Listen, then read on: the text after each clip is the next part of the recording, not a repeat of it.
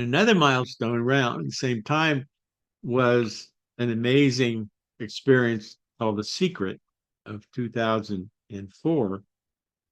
Rhonda Byrne was an Australian, I guess, advertising person, film writer who was stuck and challenged with navigating her life financially and mentally. And so her daughter left a copy of Wallace D. Wattles' book, The Science of Getting Rich, on her dining room table, and it struck a chord with her just at the right time. It was almost like a divine gift to her.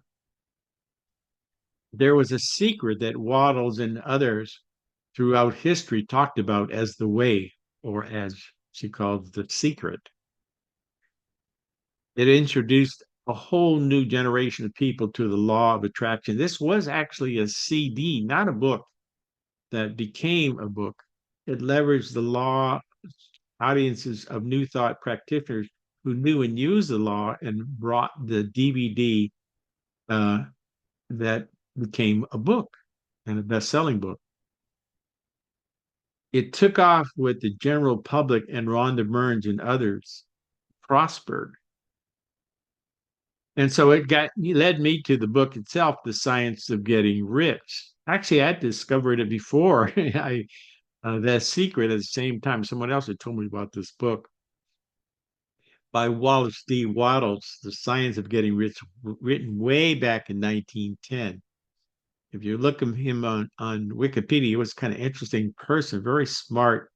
He would say, called himself a Christian socialist. Interesting. And Rhonda Byrne discovered that her daughter had left a copy of it on her dining room table. That's what inspired The Secret.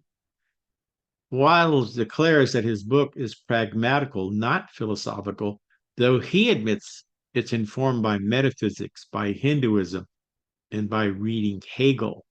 That was pretty amazing. He advises his working class readers, however, to accept his statements about his science of getting rich as though they were made by Marconi, the scientist who did the whole radio stuff and all that. So it was, this whole preoccupation with ancient thought and new scientific ideas. He claims that everyone who applied his science of wealth creation will certainly get rich. And he's talking about making money. He's talking about, the fact that a lot of people can't really, uh, do well unless they can get rich, but they're meant to get rich, that the universe intends that. And in his book, he recognizes a monastic theory of the universe that one is all and all is one. Comes up in New Thought all the time. The concept of one substance is of Hindu origin, interestingly enough. And it has been gradually winning its way into the thought of the Western world for 200 years. I've always thought about this whole conquest of all these other worlds, of the Orient going to Africa and Asia, but there was something coming back from them, deep philosophy that influenced Christianity itself and the way that people thought about wealth creation and life. It's the foundation of all Oriental philosophies and those of Descartes, Leibniz, Schopenhauer, Hegel, and even Emerson, who was profoundly influencing New Thought. And so he dedicated his books to simplicity and style so that all may understand, not just metaphysicians and philosophers. Really interesting. And that whole intent was picked up in The Secret, the way to prosperity that inspired her CD and The Secret, later transcribed into the book. And in that same vein, an amazing movie came out around the same time called What the Bleep. And these were students, William Arntz, Betty Chase, and Michael Vicente, who were students of Ramtha's enlightened school up in the mountains here right in Washington. Ramtha is a very interesting person who put some money into this and kind of brought people together to make this movie. Really an interesting, very creative exercise.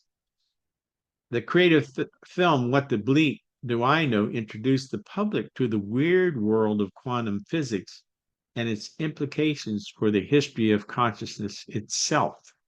Interesting. And there's a real short at the beginning of the film. By the way, there you can go to the YouTube and really see the whole full length film there now. That has a kind of a newsreel, that a really compressed newsreel that compresses the whole history of consciousness itself, about traditional religion being challenged by science, materialism, and positivism, and then making implications that this is all coming together as a one kind of a cosmology. New thought was being rethought, and ancient wisdom was being impacted by imperialism and the conquest of the world, and by the new findings of science and quantum physics itself. So faith healing used mental entity vibes and postulated God was omnipresent, omniscience, and omnipotence itself.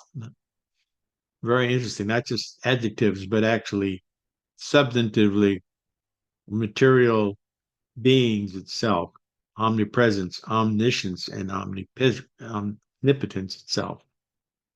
Its intention was like that of Wallace D. Wattles, Rhonda Brynes, Ernest Holmes, and others, to communicate powerful concepts in ways that even the public could understand and be served well by. Question: am I serving you well by sharing this? You might say, well, this Johnson is weird. How's this going to help me with navigating my unretired life? Well, stick with me because I think I'm going to get to it. So hang in there with me. It sure has helped me. So here we go. Well, thank you for watching this segment. There's more. So hang in there. Stay tuned because there's a lot more good stuff to explore. Here we go.